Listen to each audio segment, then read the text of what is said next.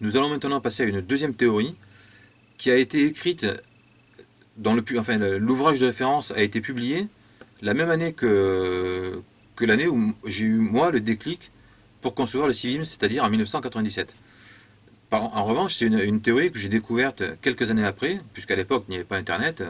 C'était un ouvrage publié, je ne sais pas, un truc discret. Donc impossible d'en avoir connaissance, je l'ai découverte après. Et vous allez voir, il y a quelques ressemblances. Alors pour cette théorie, je n'ai pas trouvé de vidéo. Alors il doit sans doute y avoir des conférences, mais je me suis basé en fait sur l'ouvrage de référence et j'en ai extrait certains passages que je vais vous lire. L'antimonétisme, d'après l'idéal de la prochaine société, prétentieuse et humble solution. Écrit par Thierry Séverin, avec l'appui de scientifiques, économistes, historiens, philosophes, etc. Publié en 1997. Je vous rappelle que je ne suis pas un anarchiste, dans le sens de fouteur de merde, de destructeur. Au contraire, je suis un constructeur, j'aime travailler. Que je ne fais pas ça pour avoir le pouvoir, contrairement aux révolutionnaires. Être calife à la place du calife. Le pouvoir, je l'ai, puisque je ne manque de rien, et que je maîtrise relativement mon avenir. Constitution humaine universelle. Article 2. Tous les êtres humains, quel que soit leur âge, leur sexe, leur ethnie, naissent libres et égaux en droit. Article 4. Si l'individu ne veut rien apporter à la société, par son choix, la société ne lui apportera rien. Article 3. Le seul but de l'humanité est la survie de l'espèce humaine, sans distinction d'ethnie. La survie de l'humanité passe par la survie de chaque être humain, présent et futur, quel que soit son système physique, apparence, et quel que soit son mode de raisonnement, religion ou autre. La solution est résumée en quelques mots: une race, humaine, une terre, la planète, un but, survivre. Qu'est-ce qu'une société antimonétiste? C'est une société qui n'utilise pas de monnaie. Définition de société: ensemble d'humains. Définition de système: ensemble de lois ou de coutumes régissant le mode de vie de la société afin d'assurer la survie de cette dernière. Les coutumes, les religions, les styles de vie sont nombreux, mais l'humain, quel qu'il soit et où qu'il soit sur Terre, aspire aux mêmes désirs et a peur des mêmes choses. Ouvrez votre esprit au monde et observez que derrière toutes nos différences, notre essence est la même, liée directement à l'ordre universel de la survie. Vous croyez qu'il est impossible d'unifier le monde? Le réseau Internet, ainsi que tous les autres moyens de communication, permettront l'ouverture d'esprit des humains. Dans un monde antimonétiste, il n'y a plus que le travail intelligent, parce que le travail idiot ou nuisible à la santé est remplacé par le travail des machines. Vêtements neufs faits à la main, pas de chômage possible, non issus d'une chaîne, différent de ceux du voisin, puisque le mot d'ordre est la qualité du travail. Vêtements en nombre suffisant, puisque le nombre n'est pas fonction du prix de vente. Description du système antimonétiste.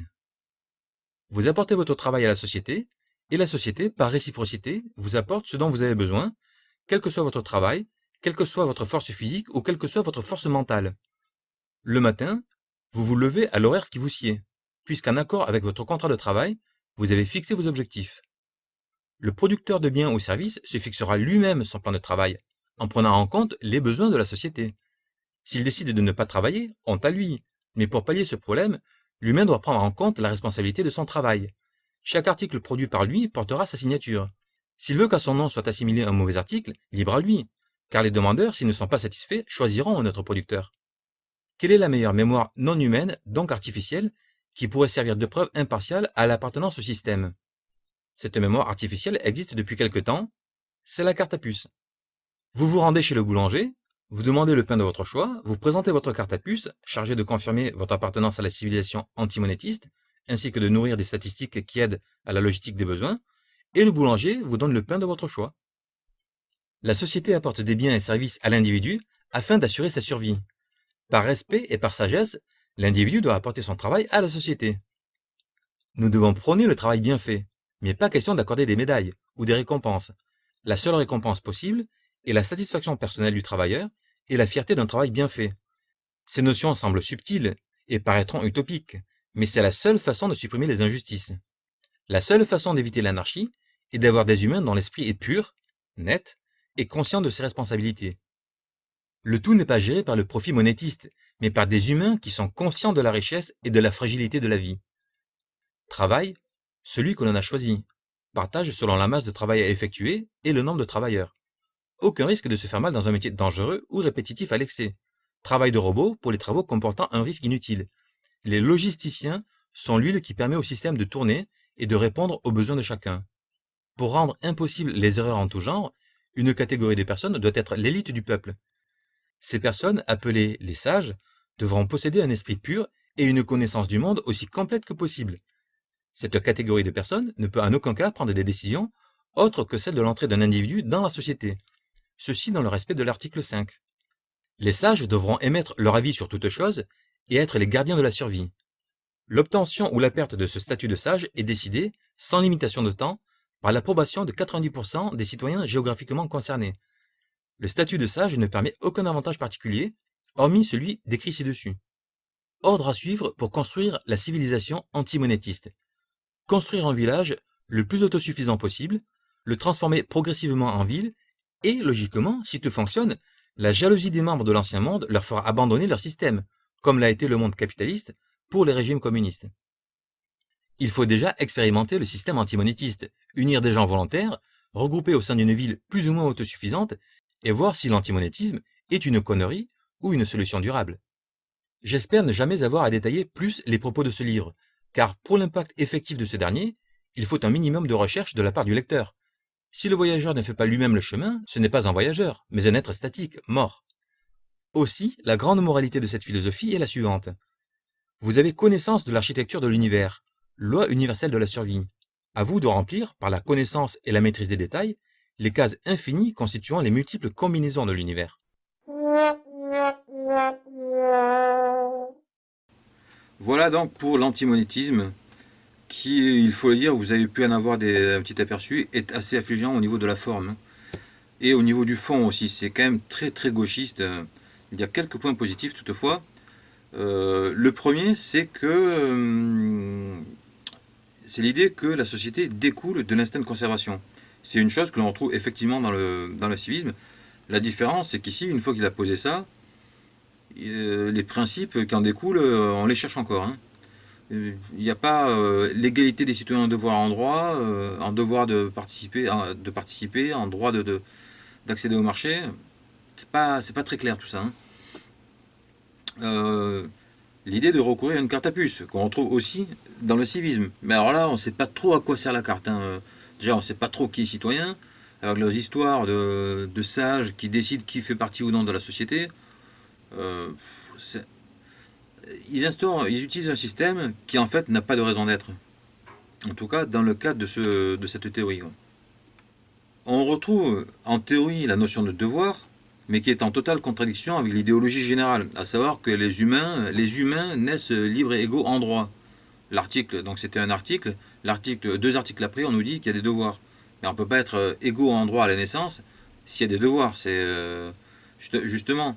D'ailleurs, c'est pour vous montrer, le civisme propose aussi une déclaration des droits de l'homme et qui dit ceci, article 1er, les hommes naissent libres et égaux sans droit et doivent être égaux en devoir et en droit en tant que citoyens. Un droit n'existe que s'il est reconnu et garanti par une société. Les hommes ne naissent pas citoyens et bradés de droits, ils le deviennent et doivent mériter et conserver leurs droits par leurs actes. Là, il me semble que ça devient cohérent de A à Z. Sinon, voilà, on tombe dans une espèce de baratin qui veut tout mélanger, la logique sociale, la logique capitalo-mondialiste, capitalo-gauchiste, enfin... alors évidemment, toujours, alors on passe un coup, c'est l'universalisme, un coup, c'est le localisme. Ils veulent tester leur système au niveau local. Est-ce qu'on peut développer au niveau local la technologie des cartes de crédit qui supposent quand même de l'électricité, qui supposent une production de masse, qui suppose tout ça? Non, ça n'existe pas au niveau local. Donc ça n'a aucun sens. Vouloir proposer une expérience locale pour un système qui est supposé être national, mais eux, ils parlent pas de nation, évidemment. Ça leur écorcherait la bouche. On nous parle évidemment d'espèces humaines, donc il ne faut pas s'étonner si derrière ce sont des sans-frontiéristes, des mondialistes. des, en fait, s'ils sont sur l'idéologie capitaliste qui a cours aujourd'hui. Vous avez pu constater aussi une suite ininterrompue de niaiseries. La survie de l'humanité passe par la survie de chaque être humain. Qu'est-ce que ça veut dire? Donc, si un humain est mort, l'humanité est morte. Des hommes, il y en a tous les jours qui meurent, hein. Ça ne veut strictement rien dire. Définition d'une société non monétaire, c'est une société qui n'utilise pas de monnaie. Ils se sont fendus pour ça, hein. Société, ensemble d'humains. En quoi des humains sont des citoyens? En quoi est-ce que le caractère d'humain définit l'appartenance à une société? Enfin, et tout est comme ça. Tout est comme ça. Et là, je vous ai proposé que le meilleur. Le bouquin est fini avec des poèmes, avec des trucs. Du gauchisme, quoi. Comme je l'ai dit, il reprend à son compte l'antiracisme, qui est une création du capitalisme. C'est très anticapitaliste, ça, d'être antiraciste. Il n'y a pas à dire. Le capitalisme se sert à peine de l'antiracisme pour se défendre, pour se maintenir. Ça, ils n'ont pas compris encore ça. Alors là, le magnifique. Une race humaine. Une terre. La planète. Un but. Survivre. Alors déjà, une race humaine, non, c'est une espèce humaine. Ils veulent pas parler de race. Alors évidemment, il y en a qui veulent pas parler de race. Par contre, on entend parler des races tous les jours, hein, mais ça n'existe pas. Les races n'existent pas. Des affirmations fausses aussi. Tous les hommes ont les mêmes désirs. Donc quoi, on est tous des clones, on a tous envie de la même chose. Ah, qu'on ait les mêmes désirs fondamentaux, je veux bien, mais dans la façon de la façon dont c'est formulé, c'est pas les mêmes besoins fondamentaux. Là, c'est les mêmes désirs. On a tous les mêmes aspirations, qu'on soit chinois, français, allemand, sud-américain, on a tous la même mentalité, on veut tous la même chose. Affirmation gratuite et bidon, bidon comme beaucoup de choses. Une autre affirmation bidon que l'on va retrouver dans d'autres théories, c'est l'idée que les moyens de communication modernes favorisent l'unité de l'humanité. L'unité quoi? On forme une société? C'est parce que tu téléphones à un Chinois que tu formes une société avec le Chinois? Ouais. Si on n'a pas de relation réelle avec les gens, on ne peut pas former une société, hein. Si le voisin n'est pas là pour t'aider quand tu es dans la mouise, bah, c'est pas ton concitoyen, hein, il sert à rien. On ne forme de citoyens qu'avec des gens qui peuvent garantir nos droits, qui peuvent générer et garantir nos droits. Sans ça, c'est pas une société, malgré tous les moyens de communication qu'on veut. Vous avez peut-être aussi noté la contradiction quand on nous dit que tout le travail sera fait par les machines, tout le travail pénible sera fait par les machines, mais les vêtements, eux, seront faits à la main. C'est vrai que c'est pas pénible de tricoter toute la journée. Non, non, n'importe quoi, du n'importe quoi de A à Z. Alors, évidemment, on retrouve toujours ce moralisme gauchiste, du travail bien fait, on est tous gentils, En fait, ce système qui au départ avait une bonne idée de recourir à la carte à puce, en réalité, ce système ne repose que sur la bonne volonté des gens. Donc autant dire que c'est cuit d'avance, hein. La bonne volonté, la bonne conscience, la sagesse des hommes. Alors donc on retrouve ces fameux logisticiens, les sages qui seraient l'élite du peuple. Enfin, c'est un mélange de discours, d'anciens discours révolutionnaires avec le discours bidon gauchiste. La niaiserie des produits, chacun va signer les produits qu'il fabrique. Non mais ils savent pas qu'on est passé au mode industriel, que personne ne fabrique rien tout seul. Vous allez signer quoi? C'est fini l'artisanat. On prend un truc, le monde des machines et le monde de l'artisanat. Enfin, c'est totalement contradictoire, hein. Et je rappelle le titre, prétentieuse et humble solution. C'est surtout, il a surtout raison d'être humble, hein, parce qu'en termes de prétention, il n'en a pas les moyens, hein. Tout est d'une niaiserie absolument confondante, hein. Évidemment, on ne trouve aucune analyse sérieuse de ce qu'est l'argent. L'argent, je ne parle même pas de l'argent tel que moi je le définis. Je parle déjà de la monnaie, de ce qu'est la monnaie, comment ça fonctionne, quels sont ses ressorts, rien. Évidemment, pas non plus de principe social. C'est un torchon de A à Z.